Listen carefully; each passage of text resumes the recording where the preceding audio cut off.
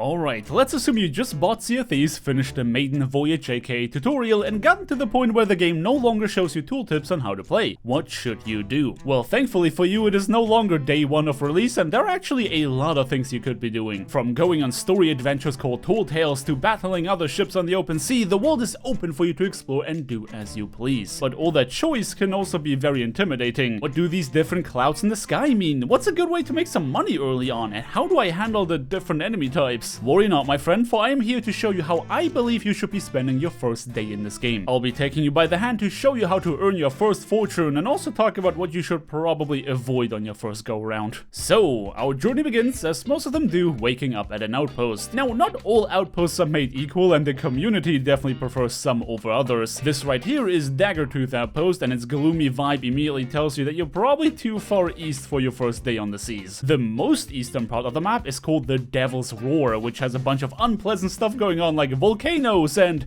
more volcanoes. Listen, most people don't want to spend more time there than necessary, even if they have like 1,000 hours in this game. So we leave that lobby to try our luck on a new server, preferably with a spawn closer to the western part of the map where the weather is much more inviting. The first thing you're gonna want to do is stock up your ship and supplies. The easy way to do that would be by going to the Merchant Alliance, browsing their resources and commodities to then purchase supply crates as well as a storage crate. The storage crate makes collecting supplies from the barrels around the outpost a lot easier because you can just hold down one button while carrying it to slope up what's inside. Unfortunately, this is your first day in the game, so you can't afford any of that. So just go around the outpost and stuff your pockets with as many supplies as you can carry before heading out to the open sea. I recommend not spending too much time stocking up because, trust me, sinking as well as losing your stuff is part of the game, and since you're still inexperienced, chances are that's gonna happen sooner rather than later. Alright, so it's time to find some content, and you spotted some weird looking clouds off in the distance. Those, my friends, are world events. Randomly spawn PvE content promising great rewards for an equivalent challenge. There is actually only one very specific world event that I would recommend you try as a new player, and we'll get to that later, but for now you should be avoiding these and instead set your sights for something else. So you see all these NPCs chilling at every outpost waiting to hand over some quests so you can begin grinding out reputation for even better quests later on? Yeah, forget about those. Reputation level 1 voyages are not really worth your time, and there's a better way to learn all the mechanics within these voyages while also making more money. Introducing island hopping. With our stocked up vessel, we now set course for the closest small island we can find. In our case, our destination would be Barnacle Cay. I know it is tempting to drop the anchor in order to stop the ship, but instead raise the sails to slow down your vessel. You should avoid leaving your ship anchored because it is possible that you'll get attacked by other pirates at any time, in which case you want to be able to set sail as soon as possible instead of having to raise the anchor. By holding down the block button with your sword and then clicking attack, you can charge up a sword lunge, which dashes you further towards your destination than a regular jump. And we're in luck! There is a skeleton captain currently roaming the island. Whatever you do or don't find on these islands is always random, but skeleton captains definitely rate among my favorites. Not only are these easy to take out, but they often leave behind not only loot, but also something called skeleton orders. These are basically just like any old voyage you can buy from an NPC, except there's a greater chance of finding valuable items, especially if your reputation is still very low. Upon opening our quest radial, we can see that the skeleton orders this captain dropped consist of a treasure map for the very island we are currently on. Perfect. Finding the right spot to dig can feel a bit tricky at first, but since we decided to come to a small island, it is easier to learn here than on one of the massive ones. Simply try to look for identifiable landmarks and sooner or later you'll find the treasure. Mine right here was doubly dangerous, a stronghold gunpowder keg defended by more skeletons. I had to make sure I don't accidentally slash into it because that is going to detonate the darn thing. When it comes to gunpowder kegs of all types, there's really only one place where you should store them: on another player's ship. Do not ever take these things along because if they explode for whatever reason, your ship is going to take massive damage and probably sink within a minute. The second treasure marked on the map ended up being a captain's chest, decent money for sure. All I had to do was take out the surrounding skeletons again. Once that was done, I spotted a mermaid statue holding more valuable treasure, but getting close to it damages me over time. Mermaid gems are great because you can hand them into any of the companies to gain reputation and gold, with the exception of the endgame faction Athena's Fortune. But you need enough damage to get them out of the statue, which our stronghold gunpowder keg was absolutely perfect for. What statue? You! Now I can show the revive function, isn't that great? Playing pranks on your friends with these is definitely part of the fun, so long that your ship does not take any damage in the process. The more time you spend on an island, the more likely it is that more enemies will show up to give you a hard time. They rarely drop anything of value, so it's definitely worth just getting to the next island instead of waiting here. We scooped up all the items we could find and discovered a treasure chest among them. This is gonna help us carry the small trinkets, which otherwise we would need to deliver one by one. To save time, you can always leave the treasure at a convenient location for you to use your ship's harpoon on them. That takes far less time than carrying them on board by hand. But not all treasure is worth taking. Specific Merchant Alliance cargo that requires you to bring it to specific locations within a time limit are not something you should concern yourself with. So just pick up things you can sell at any outpost. We continued onto the next nearest small island to repeat the process, where I caught Birdie off guard once again and even found a couple more pieces of treasure, though unfortunately not as much as the previous one. The third island though was where the big money was at. We found a message in a bottle, which is a quest we'll take a look at later, but there was also a skeleton captain for us to defeat who once again gave us a treasure map for this very island, and what we found definitely surprised us a little. Here we go. Oh my god. This is actually so valuable. What the heck? I'm not on skeleton orders, dude. Skeleton orders are OP. Yep, we found cursed treasure chests. Specifically the chest of rage on the first dig and the chest of 1,000 grogs on the second one. Cursed treasure always has some quirky downsides to it that you gotta be aware of. The grog chest will make you drunk for as long as you are holding it, and the chest of rage will periodically explode and set everything around it ablaze unless you can submerge it in or splash it with water. With us having collected a decent haul, we decided to go and sell our stuff at Plunder Outpost. By putting the chest of rage at the very tip of our boat, it would only set ablaze a tiny part of our ship whenever it raged, which made it very easy to deal with. There is a way to make sure it never damages your ship by filling it with water to a certain degree and placing it in a specific location, but the outpost was not too far away, so I didn't care to set that up. What I did care about was that brigantine which decided to come towards us. It's best to always assume ill intent from any ship approaching you. You don't want to be caught with your pants down, so even if they didn't want to fight, it's good to be prepared for if they are. This ship in particular was making its intention known. Running their vessel on half sails is a clear indication for combat, since fighting full sail means you'd be zooming past your enemies with barely any chance to take a shot. And them firing the first shot just confirmed our suspicion. The first course of action was for us to immobilize their ship. Aiming my chain shots at their mast would make sure to take them down immediately if I hit, and lucky me, I was having a good day on cannons. But we were still in a bad spot. Brigantines have much more firepower than sloops, so I had to aim at their cannon range to make sure they can't fire at us while we try to get out of their broadside. The hit markers confirmed that I hit somebody on that crew. Between them trying to heal their HP as well as repairing their mast, I made sure to give them enough busy work so that they couldn't board us. But when they took out our mast as well, we were suddenly left sitting in range, which immediately showed us why we never want to be in the enemy's broadside, especially if they outgun us. They hit our sail I again. got absolutely rolled. Oh my god. Don't die for it. Okay, go. Trying to get us moving again. Yep. Trying to get out the broadside. I'm gonna go to the front of them real quick. A second break coming. A second? Oh god.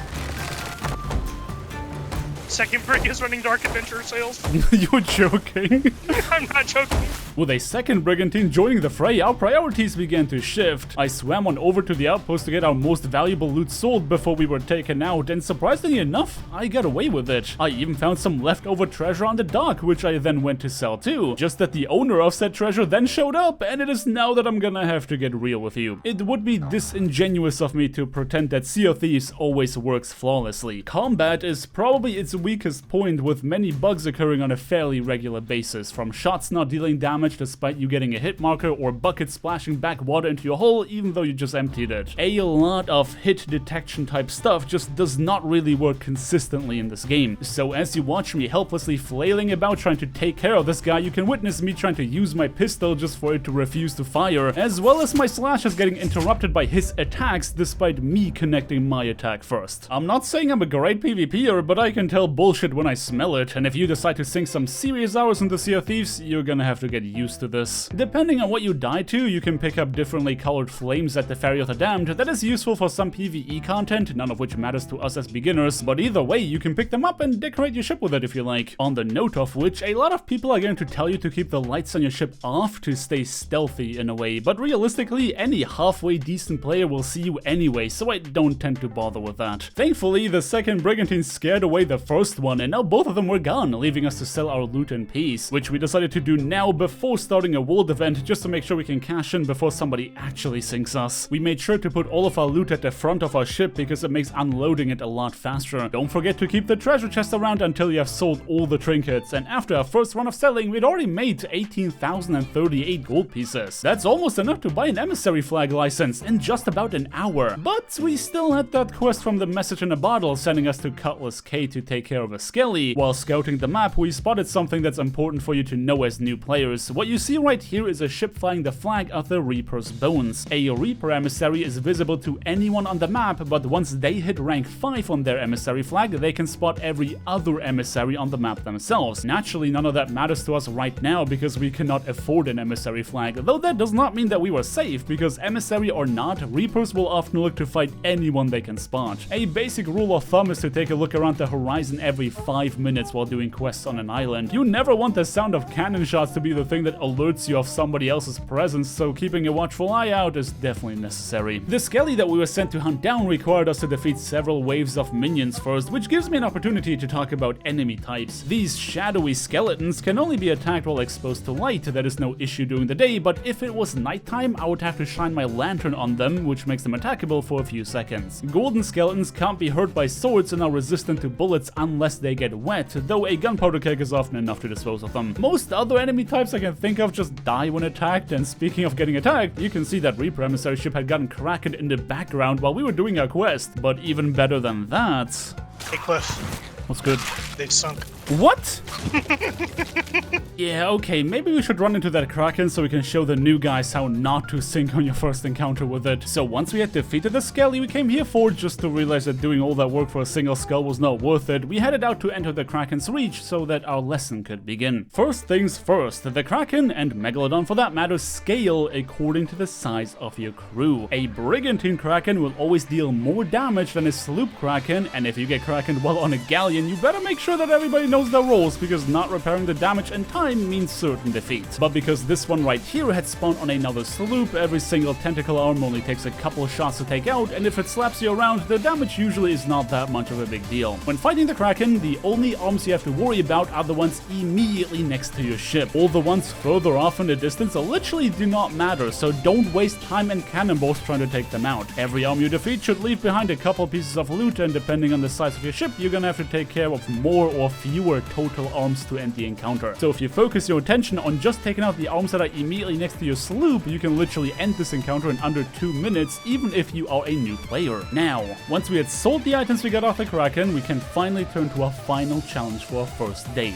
A world event. It is my belief that this fire tornado, also called the Ashen Winds event, is the perfect piece of content for you to target. So why are world events dangerous for new players? Firstly, since this is not a personal voyage, any other crew on the server can see this event and might want to take it on themselves, which could lead to PvP. Secondly, since new players don't know which mechanics they'll be facing off against in this fight, it usually takes them a lot longer to complete it, and that gives other players more time to spot your vessel and attack you while you're trying to do it. Ashen Winds is a great event to start off with, especially if you play solo, because the boss is very predictable, the minions are very weak, and the loot is actually still worth your while if you are new. Once you have done it a few times, you don't even have to bring your ship around anymore. You can roll up on a rowboat and nobody's gonna know that you're there. But if you do bring your ship, try to hide it out of sight as best as you can, and make sure to leave it somewhere away from the boss. There is one mechanic that can damage your ship if it is nearby, so you'll want to make sure it is out of harm's way. Whatever weapon loadout you were using, I recommend switching to a sword and blunderbuss for this one. The sword dash I showed you earlier can easily one-shot the minions, and since the boss is so predictable, you can usually get close to deal big blunderbuss damage. The first ability you will have to deal with is the boss tossing flaming rocks at you. Those will target the ground you stand on, so as long as you keep moving, you should be able to dodge. The second one is then periodically summoning minions, which, as I have said already, you can just sword dash into submission. Number 3 is a smoke screen, which you can just run out of and wait for it to dissipate. The boss also randomly jumps at you, but unless you are literally standing still, it's probably not gonna hit you. So keep fighting it around the ammo box so you can continue using your blunderbuss. Number 4 is a fire breath ability, which, like, just don't stand in front of them. Blunderbuss it into the back, but don't touch it because it will set you ablaze. Number 5 is a bit more tricky. The boss will say something like, "I'll blow you away," in which case you don't want to be standing next to them because they definitely make good on that threat. There is literally only a single ability you really have to be careful of, which is them summoning flaming boulders from the sky that can and will one-shot you if you don't go looking for cover. This ability is also why we don't want to have our ship anywhere near this thing. With a bit of practice, you can beat this whole encounter in as little as 10 minutes, and the fun part is when you get to collect the loot. This event can take place on a variety of different islands, so if there's elevated ground, make sure you go check it because some of the treasure can also spawn up there. Alright, so you've defeated the boss, collected the loot, and finally get to cash in your last run. The Ashen Wind Skull itself is worth a pretty penny. A fresh one is gonna give you 10,000 gold pieces in one fell swoop, and together with the rest of the loot left behind by the boss, along with the other loot we had sold on our previous runs already, how much did we make on our first day? A very respectable 69,124 gold. Obviously, however much you make depends on your RNG, such as the nature of island hopping, but all in all, we have discovered several islands, learned how to dig up treasure, fought different types of enemies, engaged in PvP, and even successfully completed a world event. Now all that is left is for you to embark on your own adventure to begin carving your legacy in this pirate world. If you want to see some of my shenanigans, then what about you check out my last video in which we decided to play Robin Hood and stole some loot from a toxic galleon to give it to other players. You can find the code on screen right now. But until then, thank you everybody so much for watching. Don't forget to drop me a like on your way out if you enjoyed this video. Subscribe if you want to see more, and definitely ring that bell icon to not miss out on my next upload. I hope you guys have a day filled with riches on the sea, and until next time,